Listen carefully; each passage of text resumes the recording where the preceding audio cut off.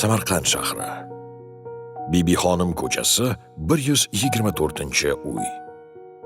Registon yaqinidagi ushbu mo'jaz, fayzli xonadonda 1938-yili mustaqil O'zbekiston davlatining bo'lajak asoschisi va birinchi prezidenti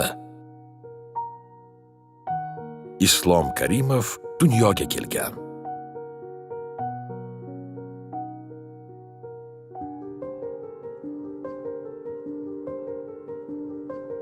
Ushbu oilaviy fotosurat 1928-yilda Islom Karimov tavalludidan 10 yil avval olingan.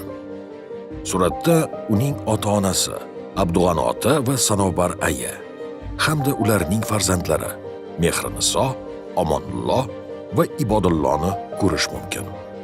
Oila 8 farzand, Mehriniso ismli singil va Omonullo, Ibodullo, Arslon, Quddus, Ikrom, Islom, Xurshid kabi 7 aka-ukadan iborat edi.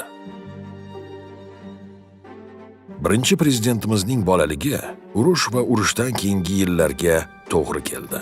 Urushdan keyingi davrda barchaning turmushi og'ir kechgani ma'lum.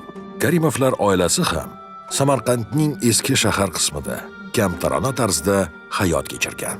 Xizmatchilik faoliyati bilan mashg'ul bo'lgan Abdug'an aka mustahkam irodali, o'ziga ham, boshqalarga ham talabchan inson edi. Mahallada esa alohida hurmat e'tibor qozongan edi. Sanobar aya uy bekasi edi. Uning mo'tabar sulola vakili bo'lgan otasi o'z davrida Mulla Sharif, ma'rifatli, xushxulq ulamo sifatida tilga tushgan edi.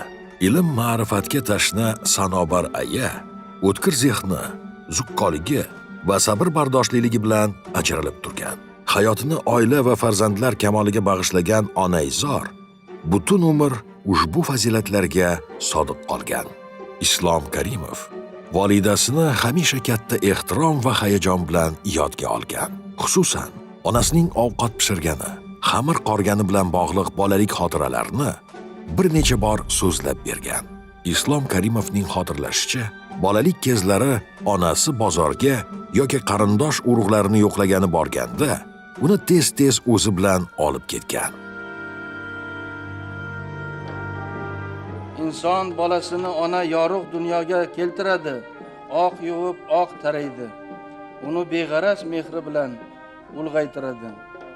Inson qalbida neki olijanob tuyg'ular barchasi ona mehridan, ona tarbiyasidandir. Vatanga muhabbat tuyg'usi ona suti, ona allasi bilan qon-qonimizga singadi, ongimizga kiradi. Shu bois ona vatan, vatan ona demakdir.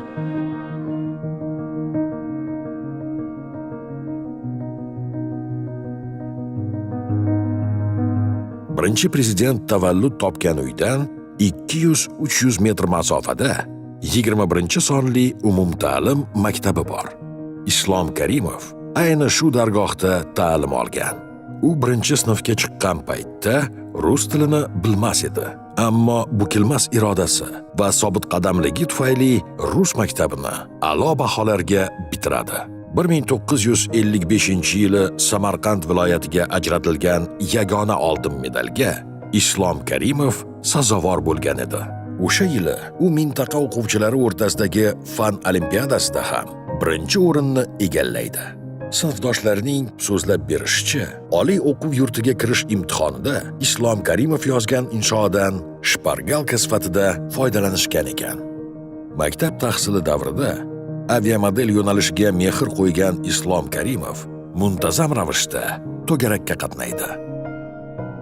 Sinfdoshlaridan biri maktab davrini yodga olar ekan, uning shaxsiy fazilatlarini yorqin namoyon etuvchi bir voqeani so'zlab bergan.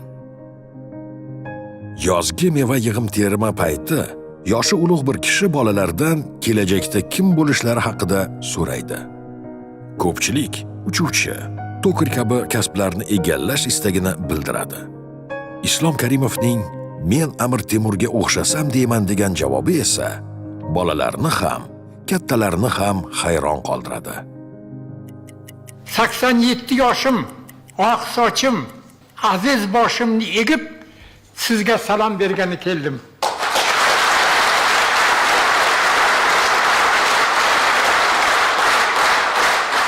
Men yosh edim.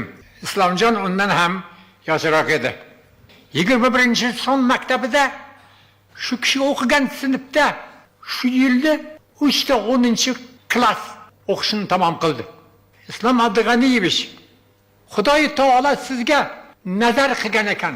10 yillik oltin medallik attestatni men sizga 1954-55-yil o'qish yilida tamom qilayotgan paytingizda o'z qo'lim bilan topshirdim.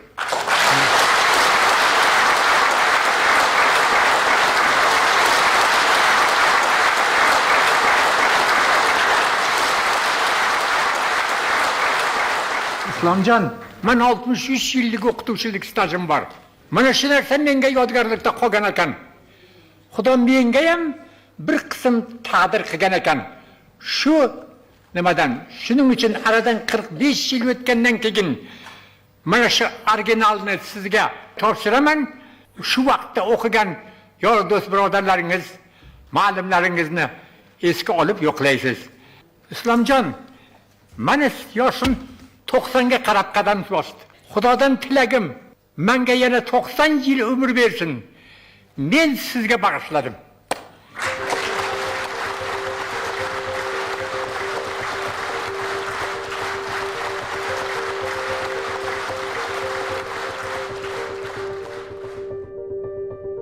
Karimovlar oilasidagi barcha o'g'il farzandlar oliy ma'lumotli bo'lib kamolga yetdi. Ulardan 3 nafari maktabni oltin medal bilan bitirdi. 3 nafari Ibod G'aniyevich, Quddus G'aniyevich va Islom Abdug'aniyevich fan nomzodi bo'ldi. Bu o'sha davr uchun ham, bugungi zamon uchun ham kamyob hodisadir. Aka-ukalar favqulodda kuchli xotiraga ega edi. Bu butun oilaga xos fazilat edi deyish mumkin. Aka-ukalar hozirgina o'qilgan matnni yoddan aytib berish bo'yicha o'zaro musobaqalashardi.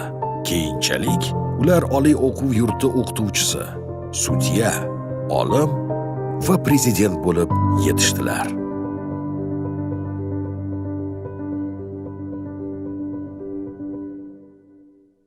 Men shu bugundan e'tiboran 1-sentyabrni Jumhuriyatimizda Mustaqillik kuni umumxalq bayrami deb e'lon qilishni taklif etaman.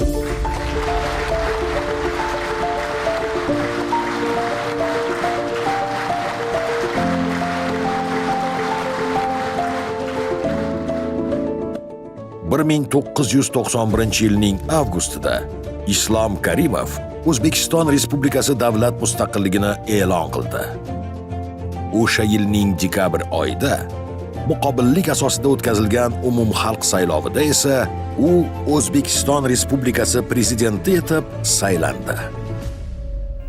O'zbekiston Respublikasi konstitutsiyasiga qat'iy rioya etishga, zimmamga yuklangan yuksak vazifalarni vijdonan bajarishga qasamyod qilaman. Islom Karimov yangi O'zbekiston davlatini shakllantirish yo'lidagi ulkan xizmatlari bilan tarix sahifalaridan va xalqimiz qalbidan mustahkam joy oldi.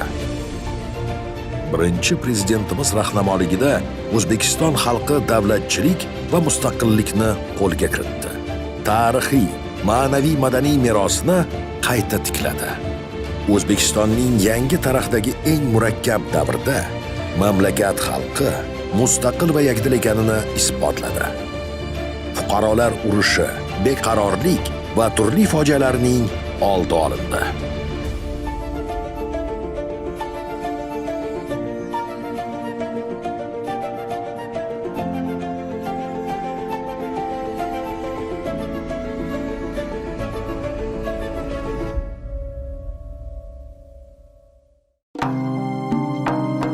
Oddiy oilada voyaga yetgan yigit maktabni 1955-yilda muvaffaqiyatli tamomlab safarga otlandi. O'sha kezlar oltin medal va olam orzularidan boshqa bisoti yo'q edi uning. Kindik qoni to'kilgan ona zaminga esa mustaqil O'zbekistonning birinchi prezidenti bo'lib manguga qaytdi. Islom Abdug'aniyevich Karimov 2016-yilning 2-sentyabr kuni boqiy dunyoga rihlat qildi.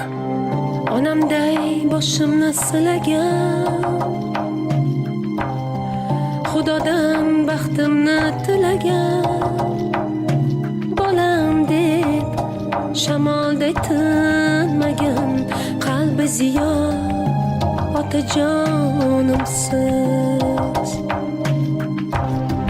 Suyadirsiz xuddi o'zimdek, kelajagim ko'rar ko'zim deb, bulbul qizim, qumri qizim deb, mehri daryo otajonimsiz. Shodligimsiz suyangan tog'im, gullarimni asragan bog'im, talpinaman sog'ingan chog'im, bag'ri dunyo otajonimsiz.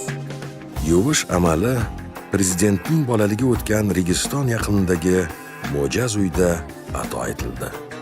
So'ng tobutni ehtirom ila yelkasiga ko'targan izdihom maydon tomon yo'naldi. Atrof olomon bilan to'lgan. Shahar bo'ylab odamlar yig'isi eshitilardi. Qayg'uli lahzalar. Tarixning ne sinoatlariga guvoh bo'lgan qadimiy maydon uzra Yosin, Fotiha, Baqara va muqaddas Qur'onning boshqa suralari yangradi. So'ng marhum haqqiga janoza namozi o'qildi. Suyadirsiz xuddi o'zimdek, kelajagim ko'rar ko'zim. Prezident Islom Karimov vasiyatlariga muvofiq Hazrat Xizr masjidi yoniga dafn etildilar. Yurtboshimiz qabrlari qo'yilgan joy tepalikda joylashgan. U yerdan Ko'hna Samarqand shahriga misli kaftidagidek manzara ochiladi. Bolalik davrlarida Islom Karimov tengdosh bolalar bilan qadimgi shahar xarobalari bo'ylab yugurib yurgan ekanlar. Prezidentimiz o'sha onlar shunday buyuk hayot yo'lini bosib o'tishlarini bilganmikinlar? Aynan shu. Ularning bolalik davrlariga guvoh bo'lgan tepalik vaqti kelib mangu yotadigan maskanlari bo'lib qolishini sezganmikinlar? Sog'ingan chog'im, bag'ri dunyo otajonimsiz. Shodligimsiz